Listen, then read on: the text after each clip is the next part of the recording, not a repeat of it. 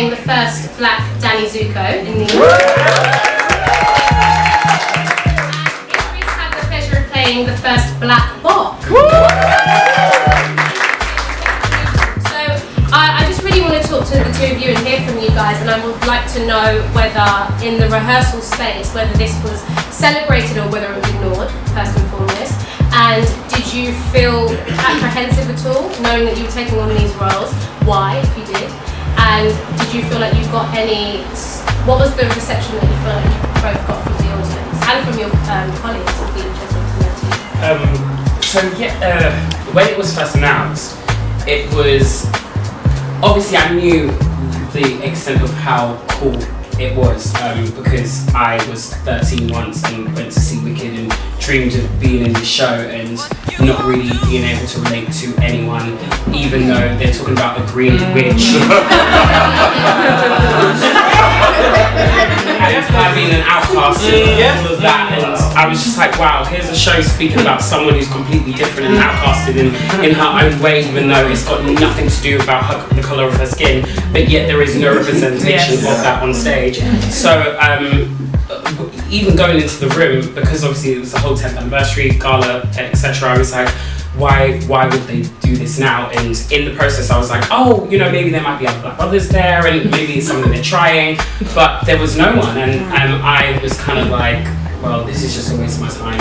And looking back, I was so annoyed on myself that I had said that, and I kind of just beat myself down about it, because I was like, why am I wasting my time? It wasn't a time waste. I was, you know, more than worthy of being there, and but I guess, you know, and inspiring other exactly, yeah, and now see themselves absolutely, and I kind of just ignored that and got on with it. But getting the call and stuff was incredible. I mean, I broke down several times about it, just because it's a dream, and to be chosen was incredible. Yeah, and none of the other stuff kind of hit me until I went to a friend's leaving do, and you know, it just been announced, so everyone was very nice and lovely about it, and a lady turned around to me, who shall not be named, and said,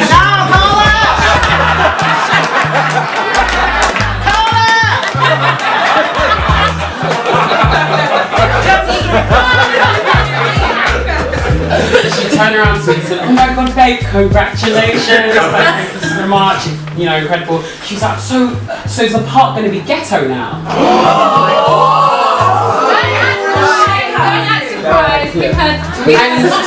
And honestly, I kid you not, the joy of everything that I've been feeling that whole week sat completely down to that moment of, oh my gosh, none of this makes sense to you. None of this actually, you know, has any gravitas to what this actually is.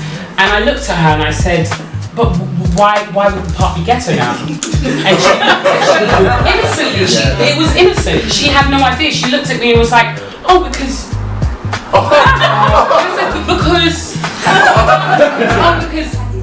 I'm black. Yeah, I just thought maybe they might have changed the character. And I was like, but because the colour has changed, why has that got anything to do with a munchkin?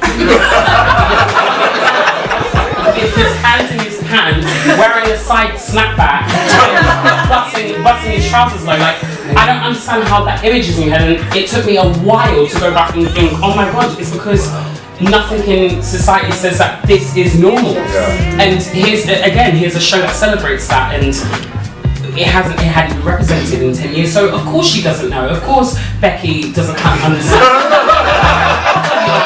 why this should be a normal thing.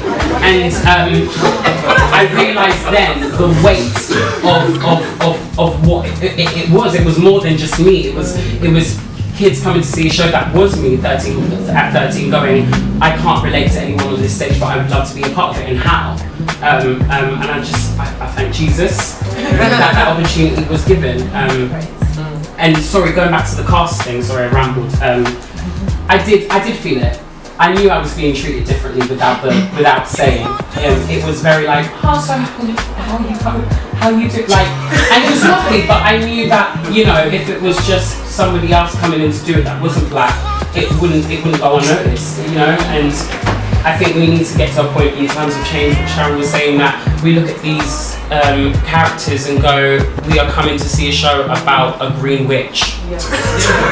It's got nothing to do with me being black and a munchkin, or her being black, or or white because she's green. On the flip side, do you feel like you were getting that from your colleagues? Maybe not necessarily because they thought you were black and incapable, because maybe they also understood the way of which was. No, I think some of them felt like it was a statement.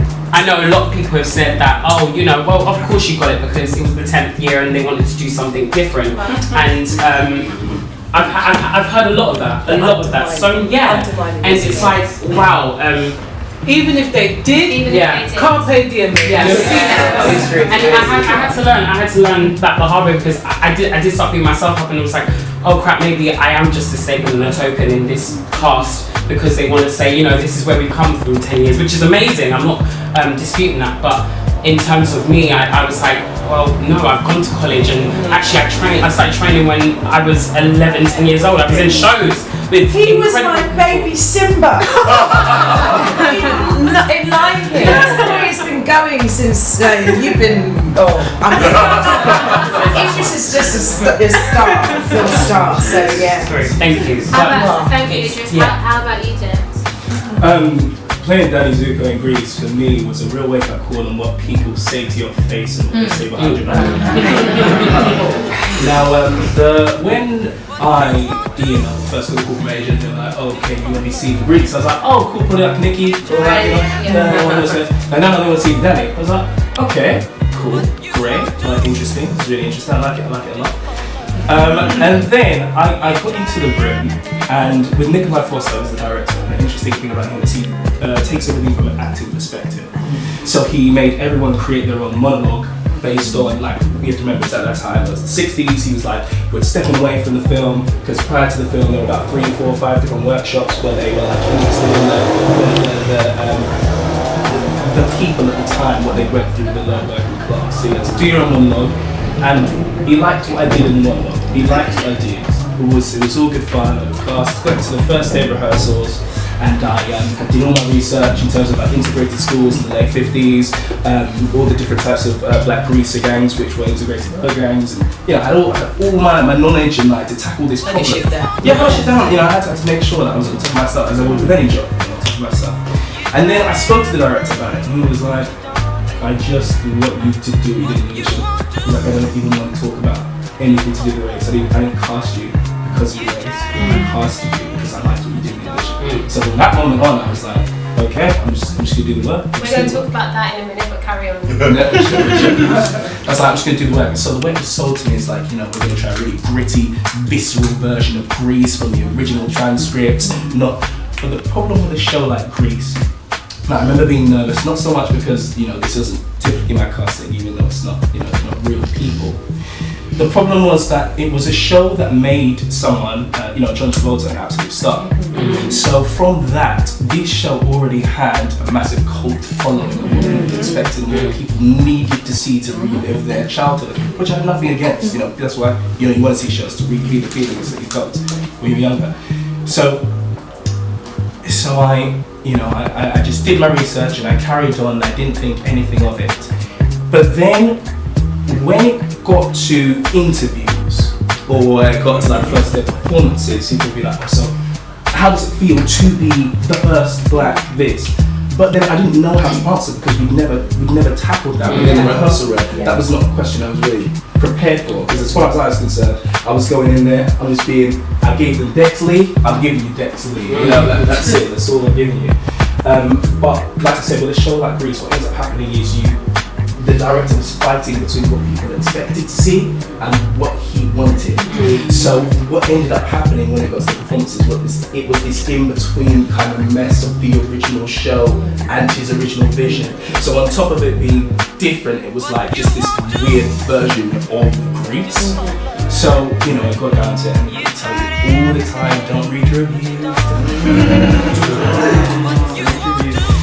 and you do, because you're curious, you think, I've put in so much work, I worked so hard, I just wanted to, through my acting, through the medium, be able to be able to inspire other people, to know that, you're not stuck in a box of whatever society places on you. You're a massive amalgamation of colours, of eras, of designs, of people. You're human, that's what I wanted to go across.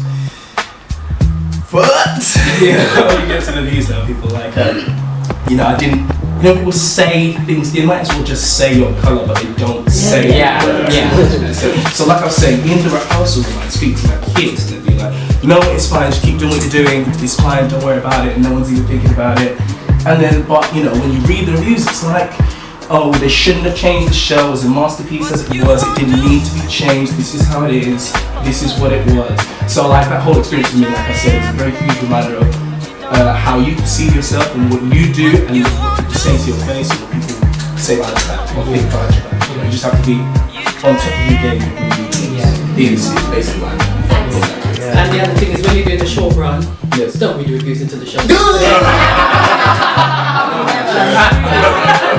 doing the 6 weeks on, don't read reviews. I will ask because I saw you flinch and I want you to talk more about it. Do you think we've heard it all before, this I don't see colour nonsense. Do you think that the director handicapped him by refusing to discuss race? Yeah. I mean, this just happened recently, and actually, to me, but actually, the group of actors I was working with really wanted to go into it, but the director just wouldn't. Now, the major thing was the character Ida Arnold, which is a very famous character. She's always been played by and she's described by Graham Greene as a big, buxom, sort of white woman, sort of with this sort of like, maternal thing that men seem to really go for. And they cast me. And I took it, and I was like, and I'm going to run with it. So I'm playing a lady, it's the 1930s, and she's a free woman, and she's a detective, and she tries to help these two kids, and she's loose with her sexuality, she's free, So in the 1930s, to be a woman like that, that's a massive thing anyway, But then also to be portraying that and to be black in this piece, which is predominantly a period piece, led me to other questions, because I had to work out, like you were doing, like, we did exist, so what kind of people then we did? So what kind of woman would I have been if I was a black woman who was doing this? And so I approached that. But then at the same time, the guy that was playing my sort of confidant was a black man too. And which was great. It was really fun because we were the heroes, the detectives. It was great, and a couple of the cast members, James Beswick. I don't know if you saw him in People Places Things. He's a wicked little actor playing Pinky. He kept saying to me, "Oh, I just really want to talk about like this sort of like I'm a little white boy being schooled by a black woman, like in the 1930s. Like, what does that mean? What does that mean? We need to work on this because we could layer this piece. We could make this really great, and this is so all the other actors in the piece really wanted to get to grips with it. Our director, every single time we brought it up, tried to move away from it. She didn't want it to be a thing. She just wanted us to focus, just be the characters. I'm being colour blind. I'm like, no, don't be colour blind. Colour mindless. Colour mindless. You cast me as a black woman in this role, which means no matter what happens, I am also going to bring what comes from my life, my heritage, my culture, my experiences. I'm going to bring that to this part. That's what makes us exciting. So make sure you do want a black woman for this role, or make sure you do want a Chinese woman for this role, because we're going to bring that, and that's going to bring some extra flavour, and it's going to be exciting because I might draw something out of it. But you're going to project something onto me, and I'm going to be bringing something to it too. And I think your director did disable you there. I don't think he helped you out. I think it's really important. This is the broader, the bigger question. It's what is the difference between colour blindness and colour mindness? I don't want someone to cast me because they don't see that I'm black. I like my blackness. I've got great skin. It's great colour. It's soft, and I was blessed, and I love it. Do not pretend it's not there, because it's a gift I was given. and I want to do something with it. So I'd rather you see it and appreciate it and go, okay, yo, let's talk about that, yeah? Rather than go, I don't see it. Because you do. We all see each other. So let's be specific and go, well, I'm going to cast you because, yeah, you do bring that. Want to know about Michael Longhurst, doing Caroline or Change with us, did not pretend as a white male director that he really understood anything about the black female experience, and being specific, black female. And when we were doing Caroline or Change together, he asked us questions in the room. He never, like when we were doing movements during the revolt that looked like taking us back to slavery. And but our assistant director sort of when it was a movement director, Rachel was sort of when I as a black woman, I'm not sure that this is, and Michael wanted to know about that, and so he actually helped us create a phenomenal show because he allowed us to put what is special about us into it and wanted to do that. So he did just, I think personally, that's only opinion, he disabled you there. Yeah. Well, talking about on the flip side, because we spoke a little bit about the positives that come with, even if we don't necessarily always know the intention behind why they've cast the first black Danny Zuko or the first black Rock or a black Hermione, we can't be in control of why this happens, but we can celebrate the great things that come out of it, like the representation, as you said, Idris, for other young black boys that look like you, that see that opportunity and feel like they can do that. I recall a time when I was doing Hairspray. I'm gonna say the show. I was doing Hairspray, and as we know, it's been on running for a long time. So I did that production, and I know that while I was doing it, I felt that there wasn't enough representation. You know, everyone knows the story of Hairspray. For those that don't, it's a musical that deals with race, and the first half of the piece is very segregated. You have the black kids and the white kids, and all the sort of the radio interviews, sort of the posters, everything that was the advertisement seemed to be very geared towards the white cast and not the black characters.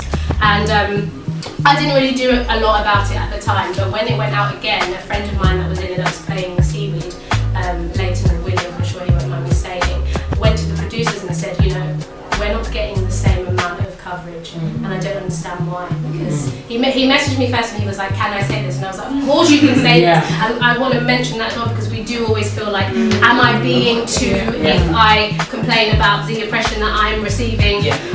So he went and he spoke to the producers about it, and you know, their response was positive in the end, but it was, we didn't notice. Of course, but why would you? So what I want to ask the panel is there a relationship, in your opinion, between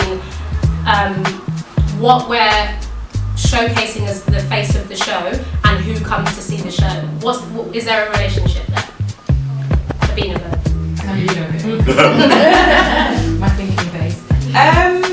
I would say, yeah, I think there is a correlation or a relation between, if I see a commercial for a product, a hair product or a skin product, and there's a person of colour that's advertising it, I am more likely, if I'm scrolling through Instagram, to be attracted to that because it's someone who looks like me.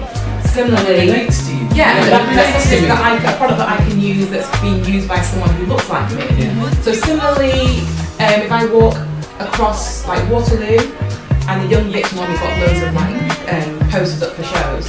Again, if I see a black face, I will turn. So similar to you, I grew up in the 80s, and I remember watching TV, and it'd be like my mum and dad had like a VHS that was just to record black people.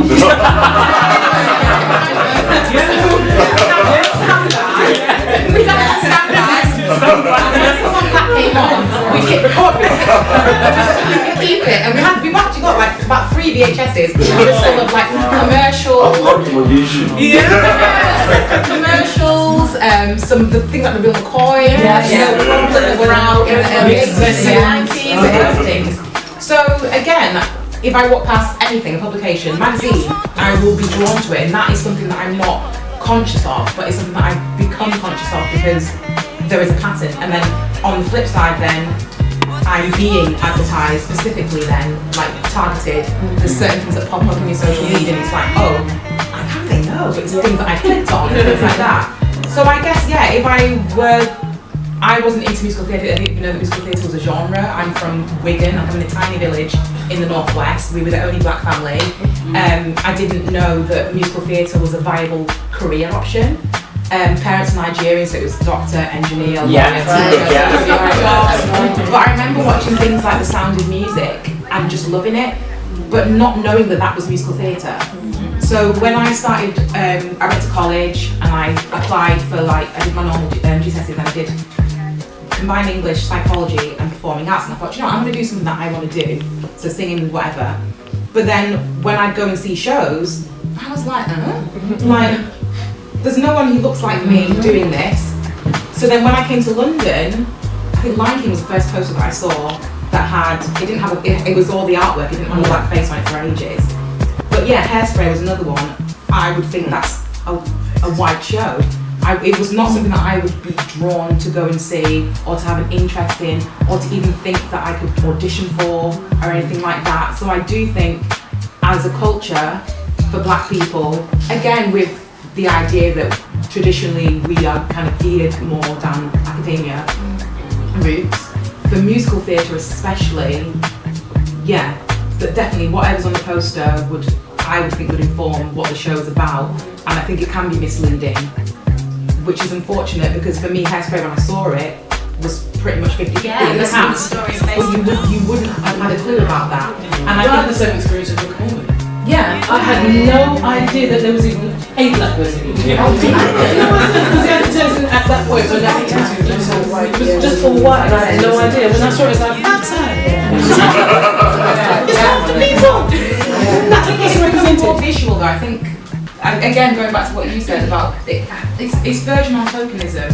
When I do feel, when you see an image for a movie or for a play or for a piece of theatre that's got a black face, that then it's got nothing to do with the story. It's just, hey, black people. And I think that is, it's a tactic, it's an advertisement tactic to then draw you in. But I feel that when I go and see a piece of theatre, I'm not trying to spot the black person or spot the whatever, I just want to see a story being told. Yeah. Do you feel like, again, because you Maisey and Gloria have crossed over, if you pick, do you think theatre or TV with regards to equal casting is more progressive? Maisey, I know you spoke a lot about that. Yeah, I would say TV personally. I just think, me and my partner run a self-tape company as well, and I think I'm seeing more and more where 5 or 6 actors will come to us for the same role and it'll be completely diverse. It'll be all 5 people of different races, whereas I think that's less likely to happen. Musical theatre especially, a lot of plays I've been seeing recently are very diverse, and that's great. It's still not where it needs to be, but with musical theatre I feel like it is a little bit backwards at the moment, and I feel like we've spoken about specifically black people being cast in roles that are meant for black people. And I was actually having this conversation with a friend the other day that was saying, it's a shame that Dreamgirls and Motown and Aladdin and all these shows that are predominantly black or predominantly a specific race are closing. And I said, it's not though, because this is the industry's chance to just flip it. Cast a black Mary Poppins. There's nothing to say. There's nothing to say. On Broadway at the moment, there's a black lady playing the lead role in Waitress. There's not, and it's come over here, and there's nothing to say. Exactly. And there's nothing to say that when it comes over here next year that couldn't be a black lady, and I don't know. I hope that's how they're going to consider people. I hope that's I hope they're going to bring lots of different kinds of people in the casting. I don't think they will personally, and that's where I think we need to progress in musical theatre. But I know for myself personally, and if I see something announced, and I'll always look at the cast, and if it's an all-white cast, I'm not going to see that, because if I'm putting money in your pocket, I'm part of the problem. And I think it's the same with TV and film. Like there's a film that's out at the moment that my I want to see this, it's good. And I'm like, I'm not going to see that because that's 7 white men on the poster and that's boring. And I don't care if it's historically accurate, that's boring. It's not real life. Theatre, as much as we love it and we invest in it and we would like to live through art, it's not, we have to remember it's not real. And theatre, especially because, you know, that's pantos where kids go to see, that's the first theatre they see, and if you're not seeing yourself, you're not going to think, oh, maybe I could do that as a career, maybe that's, or I'm taking a lesson from that, because if you're not seeing people that are representing yourself, then sometimes it doesn't make sense to kids, or young adults, young people. Yourself and the society you live in. I mean, as someone who grew up in Tottenham at a comprehensive school, going to see something like Hamilton for me is such joy. Because I see the playground I run around in on stage, and it's one of the very few times I've seen the playground, because either it's black and white, do you know what I mean, or maybe black and Asian. I want to see everybody. I'm sorry, I want to see everybody. The London that I walk the streets and see Asian and Eurasian and Philippine and Jewish and those people. I want to see that represented. And I think TV is more progressive, but at the same time there's still a long way to go. I've always watched EastEnders since I was little, and you watch it, there was one black family in EastEnders and it's meant to be in East London. It's the same black family. It's the same black family. It's the same black family. And there's only always one, just one. One Asian family, one black, come on. I mean, amount of Asian shots, come on. So I think that, and as well, soaps are what, you know, kids sit around and watch soaps with their families. That I think you have a responsibility to society to portray, an authentic representation of what this place in East London would be like. And it's not at the moment. Can